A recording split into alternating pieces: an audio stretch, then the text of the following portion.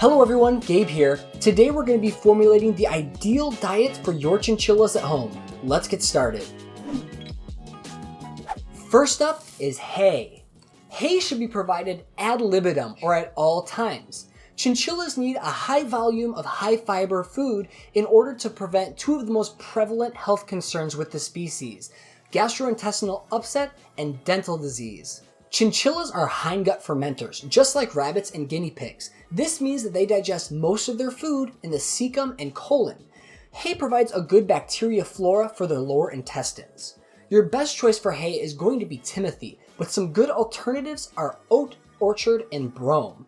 Alfalfa should generally be avoided as it is too rich and has a high calcium to phosphorus ratio, but it can be given sparingly for enrichment. Next up, we have formulated chinchilla pellets. Now, when you're making up your diet, you should only be including about 1 to 2 tablespoons of formulated chinchilla pellet per chinchilla. Unless your chinchilla is pregnant, nursing, or very young, then they can have it ad libitum as well. When you're looking to purchase your pellets, look for these specific numbers. Your protein should be between 15 and 20%, your fat should be between 2 and 5%, and your fiber should be up to 18 to 30%. Next up, we have the most hotly debated component of a chinchilla diet, which are, of course, their treats. Now, despite the hot debate about what should be given as a treat, we generally agree across the field that less than a tablespoon of treats per day is ideal, and it should make up less than 10% of their total diet. I did extensive research from a lot of reputable sources and found exactly what they recommended for treats. So let's go through those first.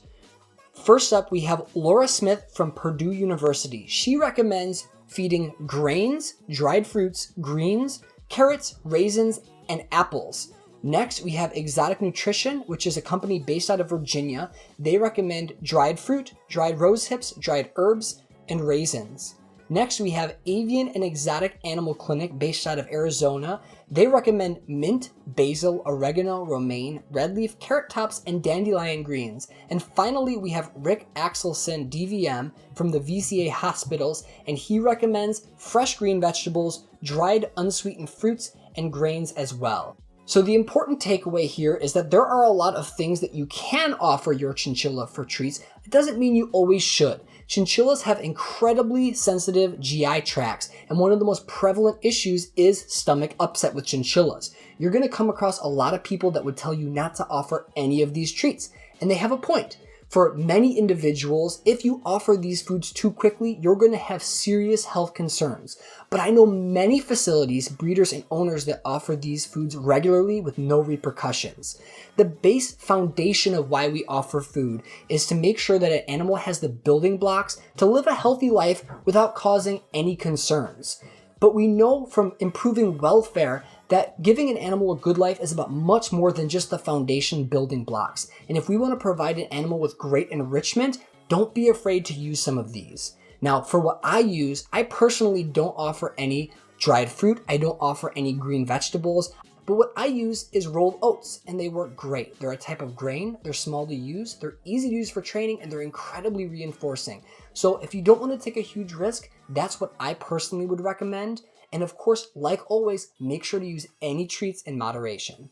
So that's pretty much it. That's the fundamentals of building a diet for your chinchilla. There's not much to it. You want to avoid pretty much anything that we didn't cover here on this video. I want to thank you guys so much for watching. My name is Gabe Kaysen, and this has been a Second Nature Resource.